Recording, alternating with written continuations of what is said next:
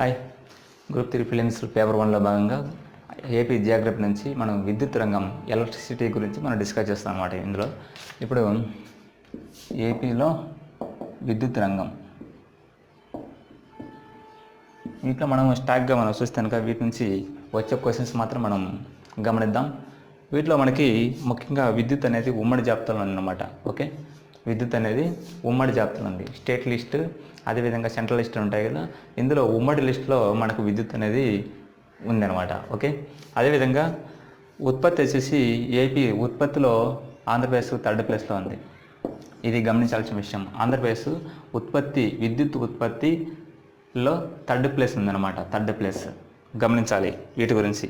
ఇది ఫస్ట్ ఆంధ్రప్రదేశ్లో విద్యుత్ ఉత్పత్తి ఎప్పుడు జరిగింది? ఫస్ట్ టైం మనకు కరెంట్ రావడమే 1929వ సంవత్సరంలో కోస్తాలో ఫస్ట్ వచ్చిందనమాట. 1929వ సంవత్సరంలో మనకు కరెంట్ అనేది విద్యుత్ అనేది రావడం జరిగిందనమాట ఫస్ట్ టైం. ఇప్పటివరకు ఆంధ్రప్రదేశ్ థర్డ్ ప్లేస్లో ఉంది. ఓకే, అదేవిధంగా ఏపీ ఎస్ఈబి అనేది SEB Andhra Pradesh state electricity board, Andhra Pradesh state electricity board అనమాట. దీనికి వచ్చేసి 1959లో ఏప్రిల్ 1న ప్రారంభించడం జరిగిందనమాట. వీటిని ఫస్ట్ మనం ఈ ఒక బోర్డుని ఫస్ట్లో 1959వ సంవత్సరంలో ఈ ఎలక్ట్రిసిటీ బోర్డును మన స్టేట్లో ఏర్పాటు చేయడం జరిగిందనమాట. అదేవిధంగా విద్యుత్ సంస్కరణలు అనేది విద్యుత్ సంస్కరణల చట్టం అనేది సంస్కరణల చట్టం అనేది 1998లో ఏర్పాటు చేయడం జరిగింది. ఓకే, విద్యుత్ సంస్కరణల చట్టం 1998లో ఏర్పాటు జరిగింది. ఈ విద్యుత్ సంస్కరణల యొక్క పితామహుడు ఎవరంటే నార్ల తాతారావు. నార్ల తాతారావు అనమాట. ఈ విద్యుత్ సంస్కరణల యొక్క పితామహుడు నార్ల తాతారావు. ఓకే, ఈ విద్యుత్ సంస్కరణల చట్టం 1998 ప్రకారము మనకు జనరేషన్ కంపెనీస్ మనం రెండు విధాలుగా మార్చడం జరిగింది అనమాట. అవి ఆ రెండు ఏమంటే AP Genco, AP Transco. Okay, AP Genco, AP Transco అనేది విద్యుత్ సంస్కరణల చట్టం 1998 ప్రకారం ఈ రెండింటిని ఏర్పాటు చేయడం జరిగిందనమాట. ఓకే, ఇక విద్యుత్ వినియోగంలో ఫస్ట్ వచ్చేసి నెల్లూరు ఉంది. నెల్లూరు ఫస్ట్ ప్లేస్, విద్యుత్ వినియోగంలో ఫస్ట్ ప్లేస్ నెల్లూరు ఉందన్నమాట.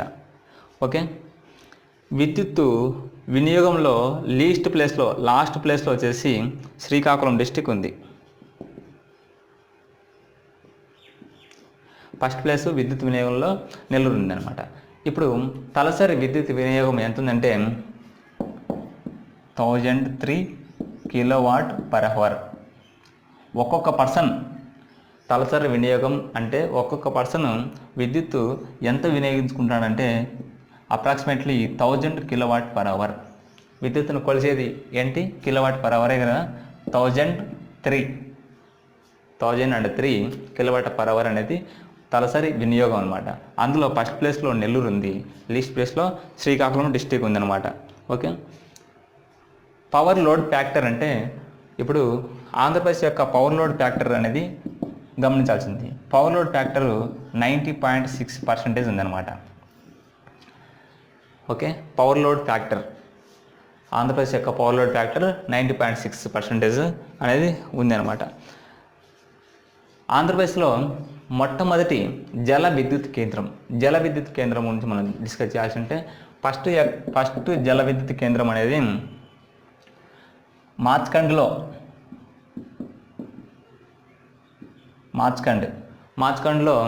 ఏర్పాటు చేయడం జరిగింది. మొదటి జల విద్యుత్ కేంద్రం. ఈ మార్చ్కండ్లో ఎవరిని సంప్రదించి అదేవిధంగా ఎవరి సహాయంతో చేయడం జరిగిందంటే ఆంధ్రప్రదేశ్, ఒడిశా సహాయంతో మార్చ్కండ్లో మొదటి జల విద్యుత్ కేంద్రాన్ని ఏర్పాటు చేయడం జరిగిందన్నమాట. దీని యొక్క పెట్టుబడి, దీని యొక్క ఉత్పత్తికి సంబంధించినది వీళ్ళిద్దరికి హక్కులు రేట్స్ ఏ విధంగా ఉన్నాయంటే 70:30. అంటే 70% ఆంధ్రప్రదేశ్కి రేట్స్ ఉంటే 90% ఒడిశాకి రేట్స్ ఉన్నాయన్నమాట. వీరిద్దరి భాగస్వామ్యంతో మొదటి జల విద్యుత్ కేంద్రం ఆంధ్రప్రదేశ్లో మార్చకండ్లో నెలకొల్పడం అయితే జరిగిందనమాట. వీటి గురించి విద్యుత్కు సంబంధించిన స్టాక్ జీకే సంబంధించినవి వీటి నుంచి మెయిన్గా ఆంధ్రప్రదేశ్ 3rd ప్లేస్లో ఉందన్నమాట విద్యుత్ వినియోగంలో. అదేవిధంగా 1929లో ఫస్ట్ మన కోస్తాలో కరెంట్ రావడం జరిగింది. First Andhra Pradesh state electricity board వచ్చేసి 1959 ఏప్రిల్ 1న చెప్పడం జరిగింది. విద్యుత్ సంస్కరణల చట్టం 1998 ప్రకారం ఏపీ జెన్కో అండ్ ట్రాన్స్కోని నెలకొల్పడం జరిగిందనమాట. విద్యుత్ సంస్కరణల చట్టం ఎప్పుడు వచ్చిందంటే 1998లో వచ్చింది.